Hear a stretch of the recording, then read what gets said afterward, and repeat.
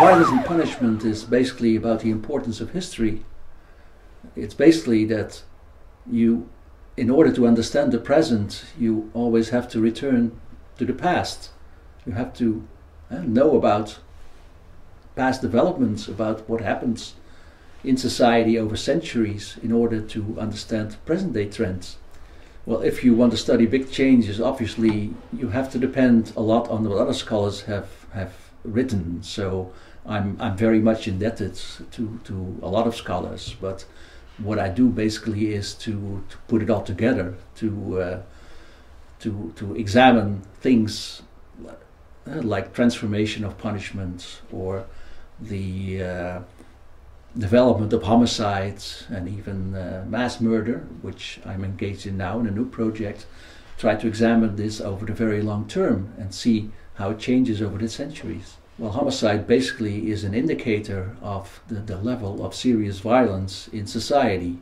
That is, in ordinary violence, everyday violence, which is around you, not like in wartime, but in regular times. And we now know that, at least in Europe, ordinary violence, everyday violence, has declined very much over the centuries.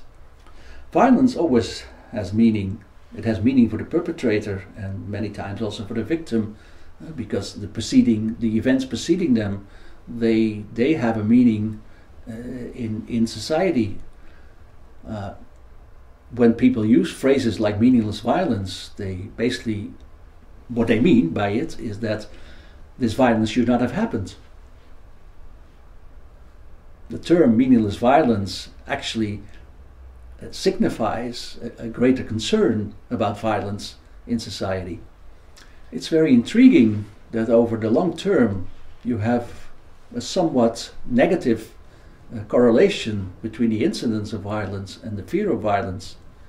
In the Middle Ages, people were concerned about violence. There were all kinds of fights and quarrels around in their neighborhood, and they could sometimes lead to fatalities, and people considered that a fact of life.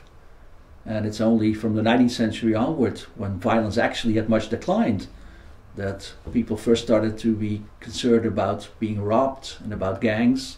And in the two recent decades, the violence even about what they call senseless or meaningless violence, this concern has increased enormously. Well, I hope that students, but also lay people, will enjoy the book.